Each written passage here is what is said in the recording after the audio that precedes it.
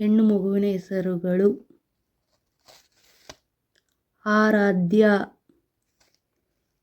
Ishita, ಧಿಯಾನ್ವಿ, Vedika, ಹೇತಿಕಾ, ಚಾರ್ಮಿ, Tashi, ನಿರ್ವಿ, Zia, ಕಶ್ವಿ, ವೃಷ್ಟಿ, Riya, ಸ್ವರಾಲಿ, Meera, ಯಶಿತಾ, ಲಕ್ಷಿತಾ, ಅನ್ಶಿಕಾ, Bhavya, ಪ್ರವಿಕಾ, ಉಷ್ವಿಕಾ, ಗನ್ವಿ.